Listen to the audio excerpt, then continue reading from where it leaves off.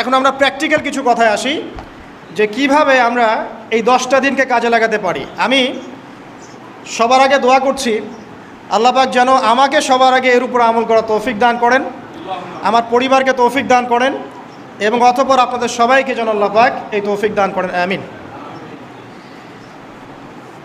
1 number, যদিও কাজটা খুব ডিফিকাল্ট এবং এই যুগে এই জেনারেশনের জন্য কাজটা অনেক বেশি ডিফিকাল্ট, অলমোস্ট ইম্পসিবলের মতো, সেটা হচ্ছে এশার নামাজের পরপর ঘুমিয়ে যাওয়া, তাই না ভাই? এই কাজটা এখন কোয়াইট ইম্পসিবল, এশার নামাজের পরপর ঘুমিয়ে যাওয়া। কিন্তু চেষ্টা করতে হবে, আল্লাহ তৌফিক দান করুক, 10টা 11টার মধ্যেই যেন আমরা ঘুমিয়ে পড়তে পারি। আল্লাহ পাক তৌফিক দান করুক, সবার আগে যেন আমাকে তৌফিক দান করে। কোনো কোনো রাত এমনও কেটে যায় ফজরের নামাজ পড়তে হবে জন্য সারা রাত জেগে থাকতে হচ্ছে। আর আমাদের সময়ে বারাকা কমে গেছে, জানেন? আমাদের সময়ের মধ্যে বারাকা কমে গেছে, এটাও কিয়ামতের সাইন। নবী সাল্লাল্লাহু আলাইহি ওয়াসাল্লাম বলেছিলেন কিয়ামতের আগে আগে একটা বছর একটা মাসের মতো চলে যাবে, একটা মাস একটা সপ্তাহের মতো যাবে, একটা সপ্তাহ একটা দিনের মতো চলে যাবে, একটা দিন একটা ঘন্টার মতো চলে যাবে। তাই হচ্ছে না এখন?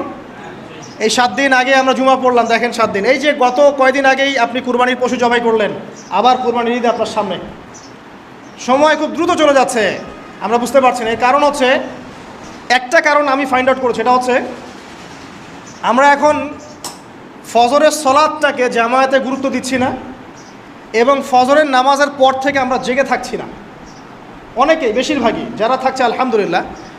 এই কারণে ওই যে বরকতময় সময়টা সকালে, এটা আমরা পাচ্ছি না। এই কারণে দিনটা আমাদের ছোট হয়ে আসছে, দিনে কাজগুলো আমরা শেষ করতে পারছি না, রাত জাগতে হচ্ছে, আর রাত জাগলে তো ফজরে ওঠা সম্ভব হচ্ছে না। সো এই সমস্যাটা হচ্ছে ফজর কেন্দ্রিক, ফজরটাকে গুরুত্ব দিতে হবে সবচেয়ে বেশি। আল্লাহ পাক আমাকে তৌফিক দেখ, আপনাদের সবাইকে তৌফিক দান করুন। এই 10টা দিন আমরা প্র্যাকটিস করবো ইনশাআল্লাহ। রমাদান মাসে আমরা যেমন প্র্যাকটিস করেছিলাম 1 মাস আল্লাহর আনুগত্যের, এই 10টা দিন উৎসবের উৎসাহ নিয়ে আমরা আবার প্র্যাকটিস করবো ইনশাআল্লাহু আজ্জা ওয়া জাল। আর এই বিষয়গুলো বেশি বেশি প্রচার করবেন অনলাইনে, কারণ আমাদের জাতিটা, আমি জানি না সৌভাগ্য না দুর্ভাগ্য, আমরা খুব ইস্যু পাগল জাতি। ইস্যু একটা ধরিয়ে দিবেন, এটা নিয়ে আসতে থাকবে, যে কোনো ইস্যু। নবী সাল্লাল্লাহু আলাইহি ওয়াসাল্লামকে অবমাননা করা হয়েছিল, এখন কয়জনের মনে আছে? মনে আছে কয়জনের? তারপরে ইস্যু চলে আসলো বন্যা, এখন কয়জনের মনে আছে যে বন্যা হয়েছিল? এখন আছে সেতু, এটা নিয়ে সবাই কথাবার্তা বলছে। এরপরে দেখবেন আরেকটা নতুন ইস্যু, সেতুর কথা মানুষ ভুলে যাবে। আমরা কেন জানি সাইকোলজিক্যালি এমন হয়ে গেছে যে ইস্যু একটা ধরিয়ে দিলেই 5 দিন 7 দিন 10 দিন কথা বলতে থাকি, আবার ইস্যুও শেষ, কথা বলাও শেষ, মানুষ ভুলে যায়। তো এই কারণে মনে করিয়ে দেওয়ার স্বার্থে জিলহজের 10 দিনের ফজিলত আমাদের সবাইকে মনে করিয়ে দেওয়া লাগবে, ঠিক আছে? অনলাইন অফলাইনে সবাই প্রচার করবেন। এই 10 দিন নেক আমলের জন্য একটা উৎসবের উপহার আল্লাহর পক্ষ থেকে, এই 10টা দিন যেন আমরা আল্লাহর পক্ষ থেকে এই উপহারকে কাজে লাগাই, বেশি বেশি নেক আমল করি, পরকালকে গুছিয়ে নেই। পারবো না ইনশাআল্লাহ? ইনশাআল্লাহ। প্রথম কাজ, আর্লি ঘুমিয়ে যাওয়ার চেষ্টা করা। 2 নাম্বার, ফজরের নামাজের মিনিমাম আধা ঘন্টা আগে ঘুম থেকে ওঠার চেষ্টা করা। ফজরের নামাজ কয়টা আপনাদের এখানে? 4:30টায়, 4টা বা 4:45টায় ওঠার চেষ্টা করতে হবে। আল্লাহ পাক তৌফিক দান করুন। ওযু ইস্তেঞ্জা করার পরে মিনিমাম 2 থেকে 4 রাকাত নফল নামাজ পড়বে, মিনিমাম 2 থেকে 4 রাকাত নফল নামাজ পড়বে। আমরা জানি যে আমরা নবী সাল্লাল্লাহু আলাইহি ওয়াসাল্লামের মতো তাহাজ্জুদ পড়তে পারবো না, পারবেন? তার 2 রাকাত নামাজে তিনি প্রায় 4 পারা কোরআন তেলাওয়াত করেছেন। 2 রাকাত নামাজে 4 থেকে 4.5 পারা কোরআন তেলাওয়াত করেছেন। আমরা কি পারবো? আমরা পারবো না। মিনিমাম 2 রাকাত নামাজ বা 4 রাকাত নামাজ তো পড়তে পারি। এবং ওই সময়টা হচ্ছে দোয়া কবুলের সময়। আল্লাহ পাক প্রথম আসমানে নেমে আসেন। আল্লাহ পাক কীভাবে নেমে আসেন এটা আল্লাহ পাকের ব্যাপার, এটা নিয়ে আমাদের মাথা ব্যথা ঘামানোর দরকার নাই। আল্লাহ নেমে এসে আহ্বান করতে থাকেন, কারো কি কোনো চাওয়া আছে আমার কাছে, আমি সেই চাওয়া পূরণ করে দেব। কেউ কি অসুস্থ আছো, আমাকে ডাকলে আমি শেফা দিয়ে দিব। কেউ কি আমার কাছে ক্ষমা চাইবে, আমি ক্ষমা করে দেব। কেউ কি আমাকে ডাকবে, আমি তার ডাকে সাড়া দেব। এভাবে ফজর পর্যন্ত আল্লাহ পাক আহ্বান করতে থাকেন, কিন্তু আমরা আসলে ঘুমিয়ে থাকি। আল্লাহ পাক আমাদেরকে মাফ করে দিন এবং এই নেক সময়গুলোকে কাজে লাগানোর তৌফিক আল্লাহ পাক দান করুন, আমিন। এরপরে আমরা চলে আসবো ইনশাআল্লাহ ফজর জামাতে। এবং নামাজের বাহ্যিক মাসআলাগুলোকে নিয়ে বেশি বাড়াবাড়ি করবেন না, অভ্যন্তরীণ বিষয় নিয়ে ফোকাস করেন। বাহ্যিক মাসআলা নিয়ে আমরা যথেষ্ট বাড়াবাড়ি করেছি, অভ্যন্তরীণ যে বিষয়টা আছে, নামাজের আধ্যাত্মিকত্ব, নামাজের রুহানিয়াত, নামাজের মারেফত, আল্লাহকে পাওয়া, নামাজের আত্মশুদ্ধি, ইহসান, এটা নিয়ে বেশি ফোকাস করেন। আমরা তর্ক করি হাত বাঁধা নিয়ে, তাই না? হাত বাঁধা নিয়ে, রফুল ইয়াদায় নিয়ে, আমিন নিয়ে, এগুলো নিয়ে আমরা তর্ক করি। কয়জন তর্ক করেছি যে নামাজে কতটুকু মনোযোগ থাকলো তাই নিয়ে? কোনটা বেশি ইম্পর্টেন্ট? নামাজ যদি মনোযোগই না থাকে, আমার হাত বাঁধা দিয়ে আল্লাহ পাক যায় আসে নাকি? একটা বাহ্যিক আমল করেছি, আল্লাহ পাক নেকি দিবেন, ঠিক আছে ইনশাআল্লাহ। নামাজের ইহসানটা সবচেয়ে বেশি গুরুত্বপূর্ণ নয় কি? ফাওয়াইলুল লিল মুসাল্লিন আল্লাযীনা হুম আন সালাতিহিম সাহুন, যারা নামাজ সম্পর্কে উদাসীন। তো নামাজে দাঁড়িয়ে যদি আমি সারা দুনিয়ার বিষয় চিন্তা করতে শুরু করি, তাহলে আমার হাত কোথায় বাঁধলাম এটা কি আল্লাহ পাক দেখবেন? আল্লাহ পাক আমাদেরকে বোঝার তৌফিক দান করুন যে মূল বিষয় কোনটা সেটা নিয়ে ফোকাস করি। আমরা মুসলিমরা জাতি হিসাবে এখন মূল বিষয়গুলোকে বাদ দিয়ে গৌণ বিষয় নিয়ে বেশি ফোকাস করি। এটা আমাদের অধঃপতনের অন্যতম একটা কারণ। আল্লাহ পাক আমাদেরকে বোঝার তৌফিক দান করুন, আমিন। জামাতে নামাজ পড়ার পরে আপনারা চলে যাবেন না হুট করে, এখানে বসে থাকবেন। বসে বসে তাসবিহ তাহলিল করবেন, জিকির আজগার করবেন। খুব কমন তাসবিহ আছে কিছু, আয়াতুল কুরসি পড়বেন একবার, সূরা ফালাক, ইখলাস, নাস 3 বার করে পড়বেন। তারপরে আল্লাহুম্মা আনতাস সালাম ওয়া মিনকাস সালাম তাবারাকতা ইয়া যাল জালালি ওয়াল ইকরাম পড়বেন। আল্লাহুম্মা আইন্নি আলা যিকরিক ওয়া শুকরিকা ওয়া হুসনি ইবাদাতিক পড়বেন। আল্লাহুম্মা ইন্না নাসআলুকা ইলমান নাফিআন ওয়া আমালান মুতাকাব্বালান ওয়া রিজকান তাইয়্যিবা, এটা পড়বেন। দরুদ শরীফ পড়বেন 10 বার। তারপরে পড়বেন রাদিতু বিল্লাহি রাব্বান ওয়া বিল ইসলামি দীনান ওয়া বি মুহাম্মাদিন নাবিয়্যা 3 বার। হাসবি আল্লাহ লা ইলাহা ইল্লা হু আলাইহি তাওয়াক্কালতু ওয়া হুয়া রাব্বুল আরশিল আযীম 7 বার। সুবহানাল্লাহি ওয়া বিহামদিহি আদাদা খালকিহি ওয়া রিদা নাফসিহি ওয়া জিনাতা আরশিহি ওয়া মিদাদা কালিমাতিহি 3 বার। তারপরে আর অনেক আছে, বলতে গেলে আসলে সময় শেষ হয়ে যাবে। আমি একটা বইয়ের নাম বলে দিই, এই বইয়ের মধ্যে সব পাবেন, ঠিক আছে? বইটার নাম হচ্ছে হিসনুল মুসলিম। কি নাম? হিসনুল মুসলিম। অ্যাপসও আছে, পকেটে অ্যাপস রাখতে পারেন, পকেট সাইজ বই পাওয়া যায়, পকেটে রাখতে পারেন। নামাজের পরে খুলে খুলে পড়বেন। এগুলো করতে গিয়ে আপনাকে কেউ বাধা দিবে? এগুলো করলে কি আপনি সন্ত্রাসী হয়ে যাবেন, মৌলবাদী হয়ে যাবেন, জঙ্গি হয়ে যাবেন? এই আমলগুলো করবেন, ছাড়বেন না, ঠিক আছে? আমল ছাড়বেন না। আমল সেই জিন্দাহি বানতা, একটা কথা আছে, আমল দিয়েই জীবন গঠিত হয়, জীবন গড়ে। আল্লাহ পাক তৌফিক এনায়েত করুন। আরেকটা কথা বলি, ফজরের নামাজের পরে চেষ্টা করেন আধা ঘন্টা থেকে 1 ঘন্টা কোরআন তেলাওয়াত করার জন্য। পারা যাবে ভাই ইনশাআল্লাহ? আবার বলছি, প্রত্যেক হরফে 10 নেকি পাবেন ইনশাআল্লাহ। কোরআন তেলাওয়াত করলে, অর্থ না বুঝেও যদি তেলাওয়াত করেন, প্রত্যেক হরফে 10 নেকি পাবেন ইনশাআল্লাহ। কিন্তু অর্থ না বুঝলে কোরআনের হক আদায় হয় না। আবারও বলছি, আমি যা বলেছি সেটা বলতে আমি দ্বিধা করছি না। আমি বলছি কোরআন তেলাওয়াত করলে প্রত্যেক হরফে আপনি 10 নেকি করে পাবেন। বোঝেন আর নাই বোঝেন, তাফসির বোঝেন আর নাই বোঝেন, অর্থ বোঝেন আর নাই বোঝেন, প্রত্যেক হরফে কি পাবেন? 10 নেকি পাবেন। কিন্তু অর্থ না বুঝলে, অনুধাবন না করলে কোরআন নাজিলের মূল হক আদায় হবে না। কোরআন নাজিল হয়েছে তাদাব্বুরের জন্য, গবেষণার জন্য, কোরআন কেন্দ্রিক জীবন গড়ার জন্য। যদি অর্থ না বোঝেন কেমন করে জীবন গড়বেন? আর যতটুকু বুঝবো আলহামদুলিল্লাহ, যেটা বুঝবো না ওলামায়ে কেরামের কাছে যাবো, জিজ্ঞাসা করবো, জেনে নিব, সিম্পল। আমি তো সব বুঝবো না, বুঝবো? আমি তো সব বুঝতে পারবো না, যেটা বুঝবো না আলেমদের কাছে জিজ্ঞাসা করে নেব। কোরআন তেলাওয়াত করুন। এরপর চলে আসেন, যদি পসিবল হয়, ফজরের পর জিকির আজগার করার পর তিলাওয়াত করলেন, এরপর চলে গেলেন, যাওয়ার আগে, মসজিদ থেকে যাওয়ার আগে আপনি অন্তত 2টা রাকাত এই ইশরাকের নামাজ পড়ুন। কিসের নামাজ? ইশরাক। নবীজি বলেছেন, কেউ যদি ফজরের নামাজ জামাতে পড়ে, তারপরে সালাম ফিরানোর পর ওই জায়গাতেই বসে থাকে এবং জিকির আজগার করতে থাকে, সুবহানাল্লাহ 100 বার পড়লো, আস্তাগফিরুল্লাহ 100 বার পড়লো, ঠিক আছে, লা ইলাহা ইল্লাল্লাহ ওয়াহদাহু লা শারীকা লাহ লাহুল মুলক ওয়া লাহুল হামদ ওয়া হুয়া আলা কুল্লি শাইইন কাদির, এগুলো পড়লো। তারপরে ধরেন দরুদ শরীফ পড়লো ইত্যাদি। জিকির আজগার শেষ করে সূর্য উঠে যাওয়ার পরে সে যদি 2 রাকাত নামাজ পড়ে, মাত্র 2 রাকাত, সে ফিরে যাবে একটা কবুল হজ, একটা কবুল ওমরার নেকি নিয়ে ফিরবে ইনশাআল্লাহ। আরেকটা নামাজ আছে, যদি পসিবল হয় পড়তে পারেন, 8টা থেকে 10টার মধ্যে পড়ে ফেললে ভালো, এরপরে সূর্য উঠে যায়, সূর্য গরম হয়ে যায়। সেটা হলো আপনার এই চাশতের নামাজ, যেটাকে আমরা বলি সলাতুদ দুহা, চাশতের নামাজ। আমরা অনেকে রিজিকের সমস্যায় ভুগি না?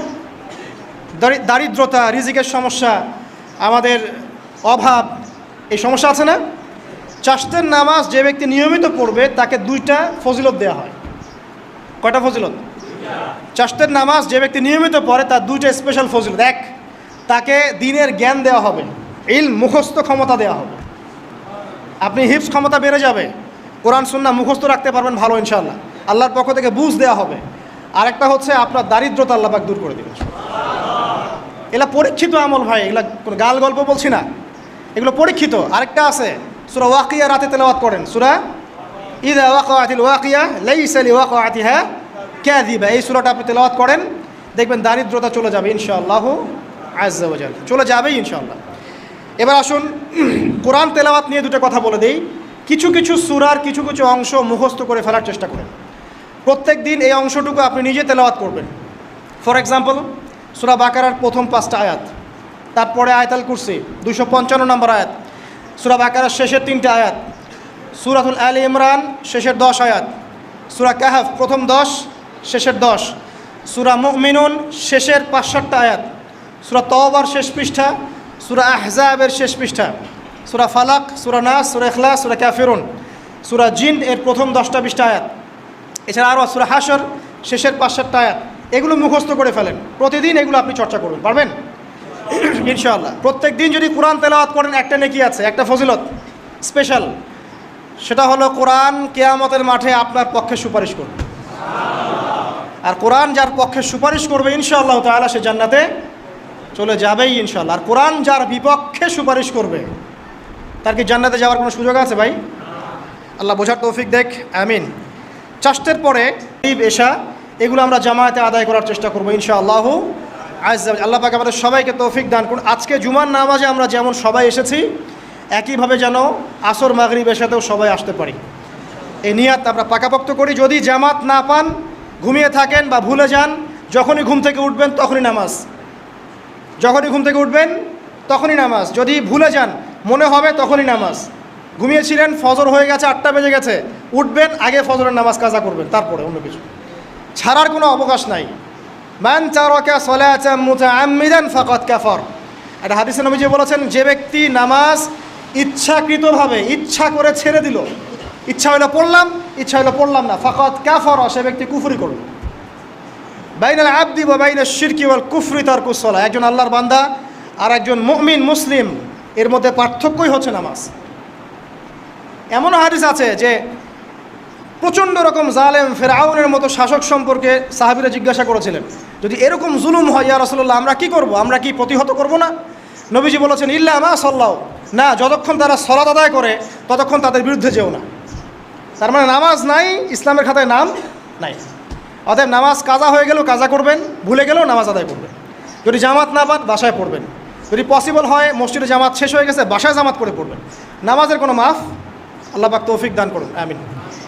এরপরে আসেন, 2টা নামাজ আছে এটা আমরা পড়ি না, বা অনেকে পড়ি অনেকে অবহেলা করি, কিন্তু এটা বড় ফজিলত আছে, বলবো। বেলাল রাদিয়াল্লাহু আনহু নাম শুনেছেন?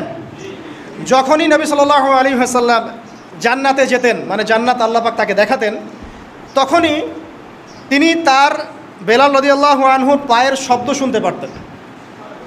বেলাল রাদিয়াল্লাহু আনহুর পায়ের শব্দ তিনি শুনতে পারতেন। আর একজন যোগ্য নেতা যিনি, তিনি তার অনুসারীর পায়ের শব্দও চিনেন। কথা বুঝতে পারছেন? আচ্ছা, গলার ভয়েসও চিনেন। তো বেলাল রাদিয়াল্লাহু আনহুকে তিনি জিজ্ঞাসা করলেন, ইয়া হে বেলাল, তুমি কি এমন আমল করো যার ফলশ্রুতিতে তুমি জান্নাতে আমার সামনে সামনে হাঁটছো? সুবহানাল্লাহ। কোন বেলাল? যিনি একজন কৃতদাস ছিলেন, নিগ্রো, কালো, দেখতে হয়তো আপনার আমার মতো সুন্দর না, তাই না? আফ্রিকান মানুষ, যাকে ওই যে রোদের মধ্যে শুয়ে পিটানো হয়েছিল, হয়নি? সেই বেলাল রাদিয়াল্লাহু আনহু, সুবহানাল্লাহ। তখন তিনি বলছেন, ইয়া রাসূলুল্লাহ, আমি তো এমন কোনো আমল করি না, আপনারা যা করেন তাই করি, তবে যখনই আমার অজু ছুটে যায়, অজু ভেঙে যায়, আমি তখনই অজু করি, আর সেই অজু দিয়ে আমি 2 রাকাত নামাজ পড়ি। এই নামাজটাকে কি বলে? তাহিয়াতুল ওযু।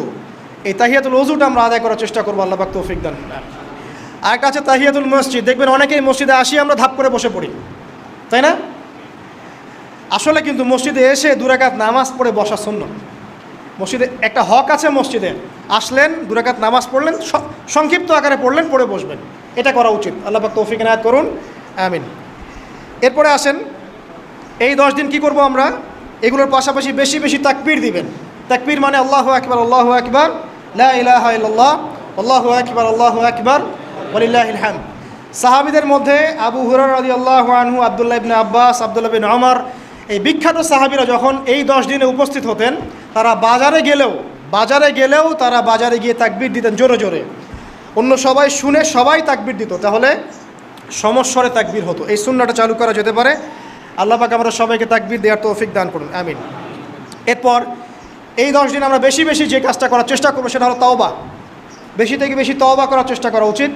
আর তওবা মানে শুধু আস্তাগফিরুল্লাহ ওয়া আতুবু ইলাইহি পড়া নয়। তওবার দুটো ভাগ আছে, কবিরা গুনার জন্য একরকম তওবা, আর সগীরা গুনাহ এমনি এমনি মাফ হয়ে যায়। সগীরা গুনার জন্য একটা সগীরা গুনাহ হয়েছে, আপনি একটা ভালো কাজ করলেন, আগের গুনাহ মাফ।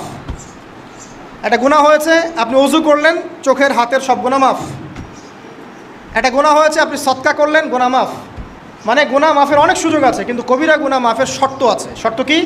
1 নাম্বার, পাক্কা নিয়াত করা যে আর কোনোদিন এই কাজটা করবো না ইনশাআল্লাহ। 2 নাম্বার, ইচ্ছা করে ওই পাপে আর লিপ্ত না হওয়া। এবং 3 নাম্বার, নিজে এই পাপের জন্য কান্নাকাটি করা, অনুতপ্ত থাকা, তাহলে ইনশাআল্লাহ মাফ হয়ে যাবে। আরেকটা শর্ত আছে, যদি পাপটা অন্য কারোর সাথে সম্পৃক্ত হয়, যেমন ধরেন কারো টাকা মেরে দিয়েছেন, টাকা শোধ করেন নাই, যেটা আমাদের সমাজের ট্রেডিশন হয়ে গেছে এখন। জমি মেরে দিয়েছেন, শোধ করছেন না, মান সম্মানের হানি করছেন, মিথ্যা অপবাদ দিচ্ছেন, হ্যাঁ, এক কথায় মানুষের সাথে সম্পৃক্ত হক, মানুষের ক্ষতি করেছেন আপনি, তখন কি করতে হবে? তখন ওই মানুষের কাছে গিয়ে ক্ষমা নিতে হবে। খুব ডিফিকাল্ট, এবং এটার জন্য একটা বড় মনের দরকার আছে, মনের স্বচ্ছতার দরকার আছে। ভাই, আমি তোমার টাকা ধার নিয়েছিলাম, দেই নাই, এই নাও টাকা, শোধ করে দিলাম। ভাই, আমি তোমাকে ভালো মন্দ বলেছিলাম, তোমার গীবত করেছি, আল্লাহ তোমাকে মাফ করে দেয়, তুমি আমাকে মাফ করে দাও। খুব ডিফিকাল্ট না এগুলা করতে হলে বড় মন লাগবে। আর যদি এগুলো আমরা না করতে পারি তাহলে সমস্যা আছে।